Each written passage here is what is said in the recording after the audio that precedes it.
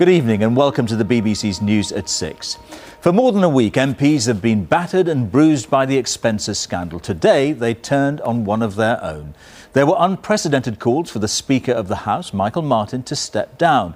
One by one, they said he could not be the man to clean up the expenses system. He's called a high-level meeting with party leaders tomorrow. Mr Martin apologised for his part in the crisis, but as Joe Coburn reports, that was not enough for many. What started as a scandal over MPs' expenses has become a constitutional crisis. The focus is now on the figurehead of the House of Commons, this man, the Speaker, who has presided over a system found to be totally flawed. Michael Martin's in the frame for his handling of the whole expenses saga. He's been painted as the block to reform. Please allow me to say to the men and women of the United Kingdom that we have let you down very badly indeed.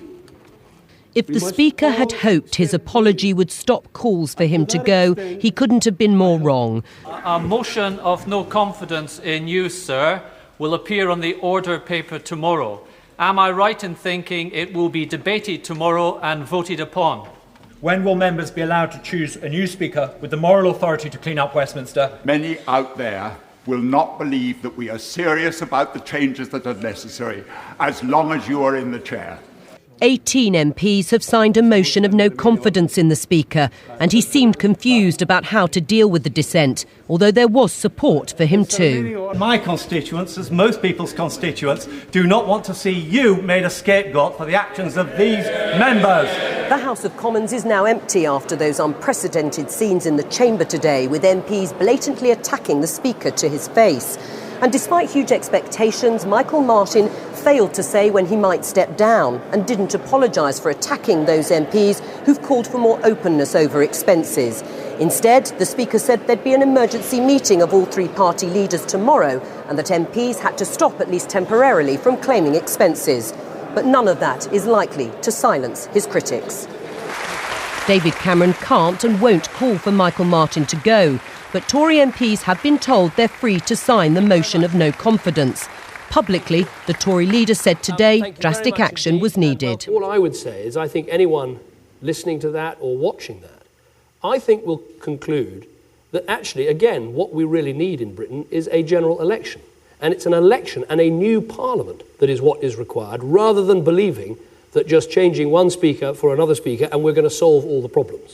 The Liberal Democrat leader, who's already called for the Speaker to go, has said he will keep the pressure on. This is now very urgent. We need complete urgent reform in Westminster. We can't afford to have people digging their heels in when what we need is new people in positions of authority to drive through the reform that is necessary. A Commons Speaker hasn't been removed from office since Sir John Trevor was ousted over 300 years ago for high crime and misdemeanour. Michael Martin's fate is now in the hands of the Prime Minister, who may decide that his time is up. Joe Coburn, BBC News, Westminster.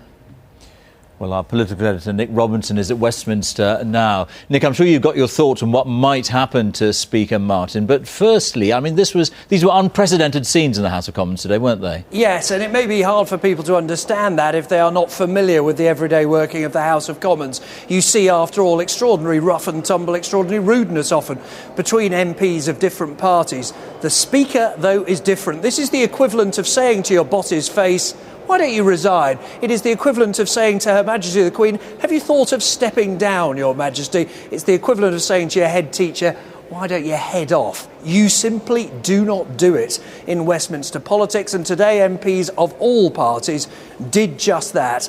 And that is why there is a mounting sense here that it is now a question of when, not if, the Speaker will go. Now, he has bought himself a little bit of time. He has ensured that before MPs head off for a holiday this Thursday evening for their half-term, there may not be that motion of no confidence in him, but there are plenty of people who will put pressure on to ensure there is. His fate hangs in the balance. He's not going today. He may well still go, though, George. All right, Nick, thank you. And staying with Westminster, an investigation's been launched after